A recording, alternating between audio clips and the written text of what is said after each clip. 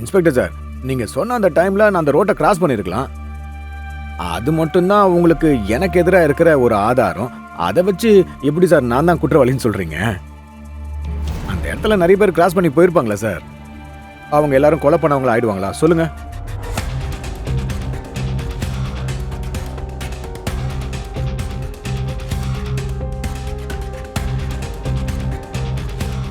அப்போ நீங்க கதிரை கொலை பண்ணல? ஆமா சார். நான் எதுக்கு சார் கொலை பண்ண போறேன்? சார், நான் நல்லா விசாரிச்சுட்டு தான் வந்திருக்கேன். உங்களுக்கும் கதிருக்கும் பகை இருந்திருக்கு சார். அந்த கதிரால தான் உங்க கட்சி பதவியே பறி போயிருக்கு. எல்லாத்துக்கும் மேல கொலை நடந்த அன்னைக்கு பார்ல குடிச்சிட்டு கதிரை பழி வாங்கிய திருவன்னு சொல்லியிருக்கீங்க. அதுக்கான ஆதாரமும் எங்க கிட்ட இருக்கு. இதுக்கப்புறமும் நான் கொலை பண்ணலன்னு சொல்ல போறீங்களா?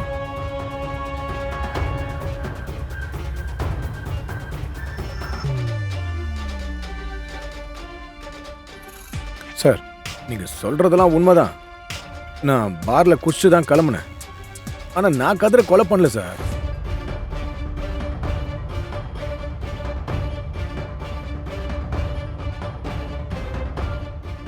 இதுக்கு என்ன சொல்றீங்க?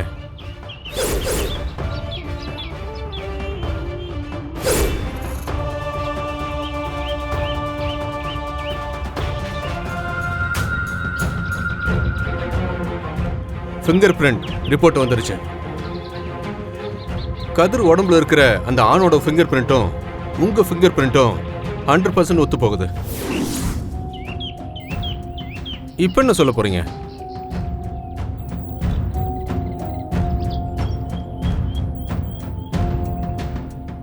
சார், அன்னைக்கு நான் போதையில் இருந்தனால விஷயம் கைமீறி போயிடுச்சு சார். சார், நீங்க தான் சார் எப்படியாவது இதுல இருந்து என்ன காப்பாத்தணும் சார். அப்ப கதிரை கொன்னது நீங்க தானே?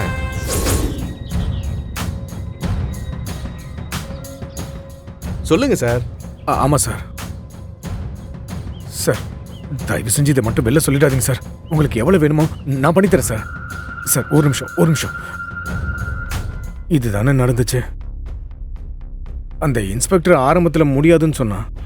பணத்தை பார்த்ததும் எல்லா ஆபீசர் மாதிரி நம்ம வலையில சிக்கிட்டான். நான் சொல்லி தானே இந்து மேல பழிய போட்டு லாக்அப்ல வச்சிருந்தான். அவனும் அதுக்காக தான் வச்சான். ஆனா நான் எதிர்பார்க்காத விஷயம் என்னன்னா, அந்த கர்ணா பொண்டாட்டி பாசத்துல போய் சரண்டர் ஆயிட்டான். அவனை அப்படி பண்ணா? அவன் எப்படி பண்ணுவான்னு எதிர்பார்க்கவே இல்லையடா. நம்ம கிட்ட ஒரு வார்த்தை கேட்கல பாரு. நான் தான் சொன்னேன்லண்ணே, அவன் வர வர நிறைய சேஞ்ச் ஆயிட்டான் அண்ணே. அந்த இன்ஸ்பெக்டர் நம்ம பக்கம் வந்துட்டான். ஆனா நம்ம இந்து கொலைகாரனை கண்டுபிடிச்ச தீர்வுன்னு சுத்திக்கிட்டு இருக்கா. அவ இப்படியாவது நெருங்கிடுவான்னு என் உள் மனசு சொல்லிக்கிட்டே இருக்குண்ணே. டேய், என்கிட்ட உண்மையை சொல்லிட்டல்ல, கவலைப்படாத, அதை நான் பார்த்துக்கிறேன். டேய் கிருபா,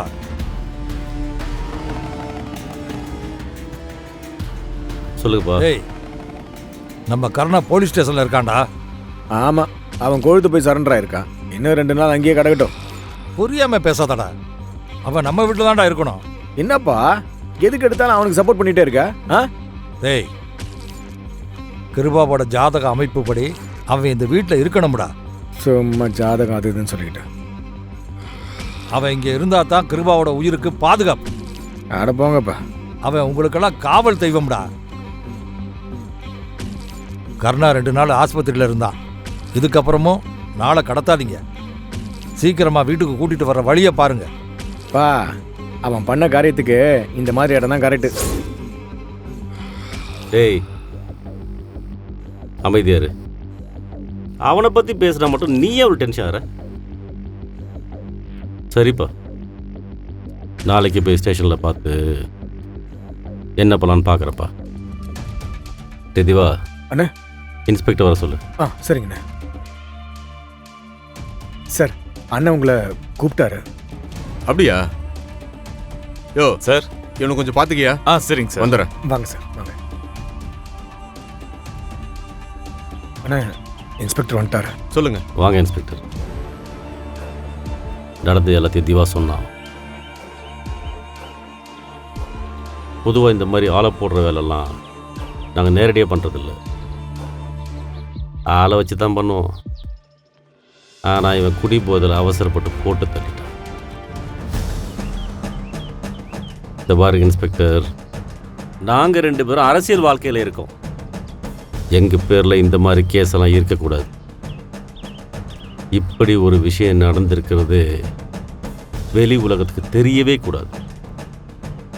என் தம்பி ஏற்கனவே உங்களை நல்லா கவனிச்சிட்டான்னு தெரியும்.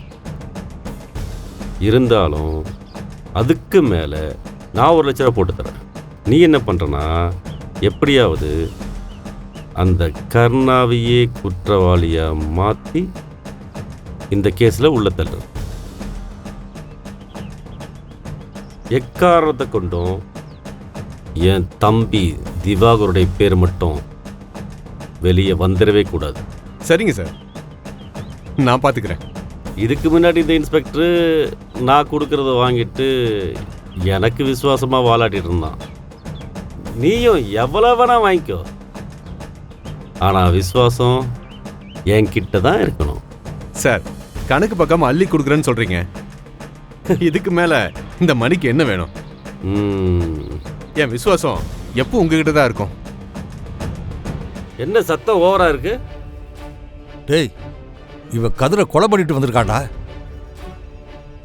ஆமாம், திவாகர் தான் கொன்னான். அதுக்கு என்ன இப்போ? என்னடா எல்லாம் தெரிஞ்ச மாதிரியே பேசுற? திவாகர் எல்லாத்தையும் என்கிட்ட சொல்லிட்டான். இப்போ உங்களுக்கு என்ன பிரச்சனை? டேய், இவன் பண்ண தப்புக்கு கருணா ஜெயில இருக்காண்டா. அவன் என்ன உங்களுக்கு ரத்தமா சொந்தமா? அவன் மேல இவ்வளோ அக்கறை காட்டுறீங்க? இந்த மாதிரி சூழ்நிலையில நமக்காக உள்ள போதா அவனை வளர்த்து வச்சிருக்கு.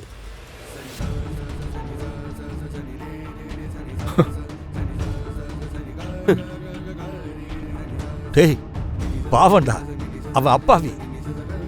அவன் நம்மளை நம்பி இருக்கிறவன்டா.